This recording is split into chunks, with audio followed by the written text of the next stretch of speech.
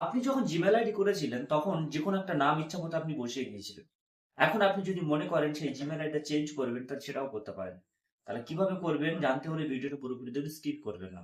এর জন্য প্রথমে আমি কি করব, আমি জিমেইল অপশন খুলব। জিমেইল অপশন খোলার পর আমি এখানে এই যে প্রোফাইল আইকন রয়েছে, প্রোফাইল আইকনে চলে যাব। যাওয়ার পর এখান থেকে ম্যানেজ ইউর গুগল অ্যাকাউন্ট, এই ম্যানেজ ইউর গুগল অ্যাকাউন্টের উপর চলে যাব। যাওয়ার পর এখান থেকে দেখুন এই যে পার্সোনাল ইনফরমেশন, এই পার্সোনাল ইনফরমেশনের উপরে ক্লিক করব। করার পর এখান থেকে দেখুন এই যে উপরে যে নেম অপশন রয়েছে, এই নেম অপশনের উপরে ক্লিক করব। নেম অপশনের উপরে ক্লিক করার পর এখান থেকে দেখুন এখানে যে নামটা রয়েছে আমি এই নামটা চেঞ্জ করে দেবো। নামটা চেঞ্জ করে দিই, ফার্স্ট নেমটা আমি ধরুন এখানে এটাকে চেঞ্জ করে আমি এটাকে সেভ করে দেবো। সেভ করার পর এখান থেকে দেখুন আপনি যদি মনে করেন এই যেখানে নিক নেমটা রয়েছে এখানে একটা নিক নেমও দিতে পারেন। তারপর এটাকে সেভ করবেন। সেভ করলে কিন্তু আপনার জিমেল আইডি যে নাম ছিল আগের সেই নামটা আপনার কিন্তু চেঞ্জ হয়ে গেছে।